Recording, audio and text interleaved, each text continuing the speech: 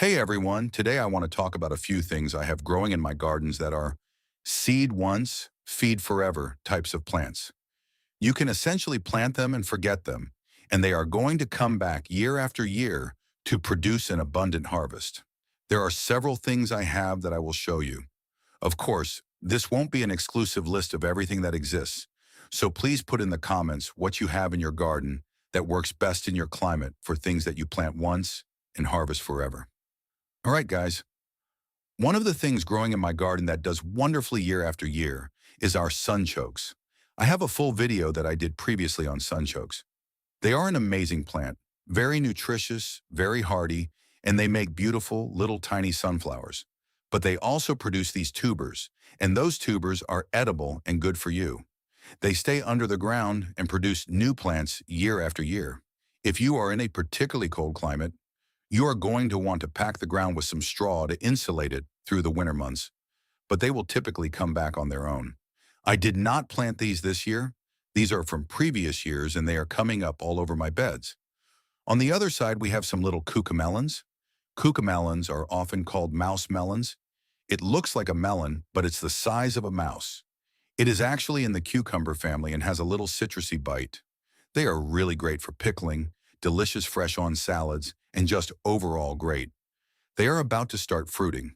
They aren't fruiting yet, but I will show you what they look like. The seeds are heirloom, so you can replant them, and usually they will drop seeds and replant themselves. Regardless of that, they too produce a little tuber. They stay under the ground and will come back on their own in the spring. Again, if you are in a particularly cold climate, you may want to pack the ground with straw to insulate them, but in most places, they will come back on their own. Year after year, they take no care. In the very first year that you plant them, you might have to look after them a little bit, but once they are established, they are going to grow wild and abundant. Now, if you see behind me, all along my rabbit pens back here, that is turmeric. I have a whole video on that and some videos on how to grow it. Now, if your climate is super cold and you are scared to leave them in the ground, you can harvest them just like a potato. Put them in a box inside with some dirt for the winter, then take them out and replant them. That is fine, but all I do is treat them like those other tubers. I just pack some straw on top right before the first freeze. I cut them to the ground, put some straw, leave them there, and dig up what I need year-round. Then in the spring and summer, they just grow more and more. So the turmeric is coming up all over the place, including in different beds where they got planted accidentally. They are just easy, and something you can have for medicine, food, and seasonings all year round, year after year, without having to put new plants in the ground. They are not looking so great right now because we are coming to the end of their season and they are starting to die out. But this is my echinacea. You can use them for teas and for medicine. Once you plant them, you can pretty much forget it. You will have a patch there forever. They are perennials. They will come back year after year from the root, but they will also drop a lot of seed. I also have videos on how to get the seed from them so that once you get one started, you no longer have to purchase seed because they are kind of expensive. They are expensive to buy in the store, but they are a great medicinal plant. Once you plant them, they are beautiful and you always have them year after year. You can clearly create a Garden of Eden out here where you don't have to do that much work continuously to always have something you can be harvesting. When you are dealing with dark leafy greens, like collard greens and so forth, you can usually just cut leaves as you need. When the time comes that it is too hot or it is bolting, you can cut it to the dirt but leave the root, and they are going to come back. I have 3- and 4-year-old cabbages and 3- and 4-year-old collard greens. Again, in super cold climates, when you cut it to the root, you may have to pack it with straw, but you don't have to replant it and baby it.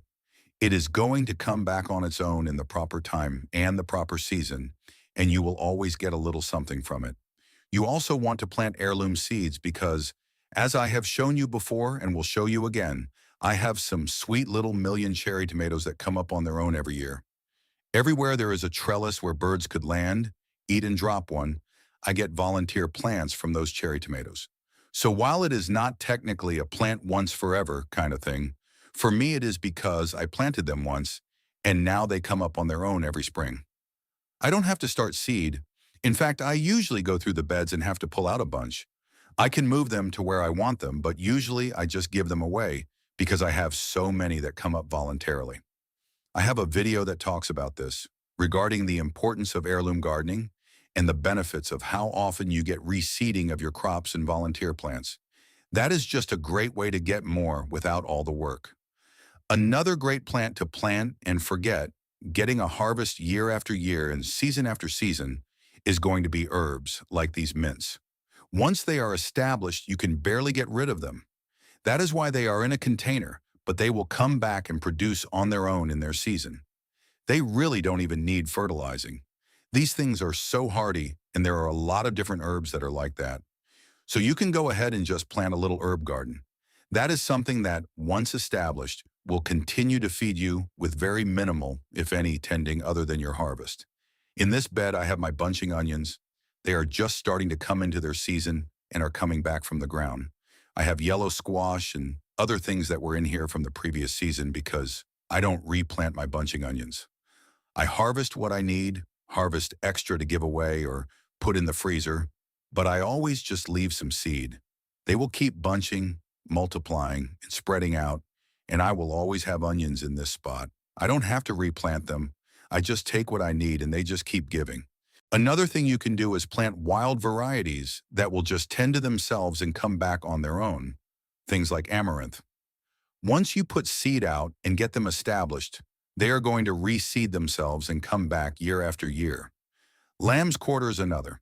A lot of these old, wild, very nutrient-dense foods, once you get them established, will just come back and produce and reproduce for you with little to no care at all. You don't have to reseed. They will reseed themselves. Look for things that grow well in your climate and just let them get established in your own little food forest. Rhubarb is another one. Horseradish. You can barely get rid of it once you get it established. You can just keep harvesting from it year after year. Prickly pear cactus in more arid climates is another. Both the fruit and the pad are edible, and they will take care of themselves and come back on their own without your intervention. Asparagus is another really good one that will just produce more and more each year. They are going to spread out and bunch out. It takes about 2 years to get them started, but once they are established in a bed, they will produce for you over and over again without needing to be reseeded. Another thing that you can plant would be things like muscadines, blackberries, and those vining plants. They will re-root and re-establish themselves year after year. They will grow for a long time and produce so much food. Kiwis will produce a lot as well. But things like blackberries, especially native varieties, muscadines, grapes, those plants will come back on their own year after year and produce food. Yes, there is a little maintenance to them, but it is not a required maintenance. You can get more fruit if you maintain them, but if you have to skip a year or don't have time for them for a while, they are going to be okay. They are going to keep producing food for you. One of your best sources of food year after year without having to reseed is going to be fruit trees. It takes a little while to get them established, but once they are there, they will bear hundreds of pounds of fruit a year, some of them for hundreds of years. I am going to do a whole other video right after this one specifically on nut and fruit trees, and I am going to tell you how long each one will produce food for you. So make sure you like, share, and subscribe, and do all the things that keep you notified so you can catch that video, because you are going to be surprised. There is one in particular that will actually produce food for over 1,000 years. So fruit trees are going to be at the top of the list of things that are going to produce for you year after year without having to replant. Nut trees too. Do a little research to find out the trees that are native to your region. This is a wild persimmon tree. It grows wild here. If it is a native fruit tree or nut tree, you won't have to do anything to take care of them. You won't have to worry about the climate, the bugs, or the blights. They are going to survive really easily. So those are the kinds of things you really want to put on your property. There are just so many things that you could plant without having to replant and tend to it year after year. This is just something to get you thinking. Of course, check the comments because I am sure all of our community will share many more ideas. These are just some of the things that I have growing in my garden. For those of you that like history and learning about the history of agriculture, I'll give you a little bit of backstory. In the Bible, when God brought the Israelites into their promised land, he gave them instructions on how to care for it agriculturally. One of the things he told them was that they work 6 days, and on the seventh day, they were supposed to rest, take a break, and spend time with God and their family. Well, every 7 years, they would work the land for 6 years, and on the seventh year, they were supposed to give a Sabbath, or what they call the Sabbath of years, or the Shemitah. During the Shemitah, that whole year, the land was supposed to be allowed to rest. There wasn't supposed to be any pruning of the trees, any planting of seeds, or any commercial harvesting.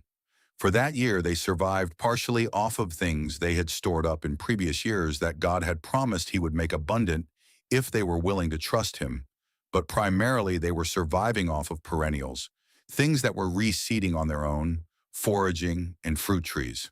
It was a good agricultural practice to keep them reminded of the importance of these Garden of Eden experiences, that you don't always have to survive by the labor of your own hands, and that God has provided things that provide back for us with very little intervention. When they knew they had to do that every 7 years, it made them plan their land around it with things that would produce on their own. And it is just a good reminder that you don't have to do everything on your own and put all that work in. You can pick things that will help to give you a little more time for a vacation.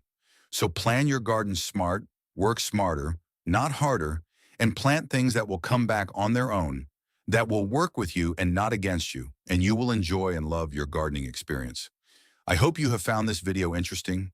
Again, make sure you like, share, and subscribe, and do all of those things that keep you notified when more content comes out, because I will put a video out right after this one in a day or so, specifically looking at nut and fruit trees and telling you exactly how long each one of them will produce food for you.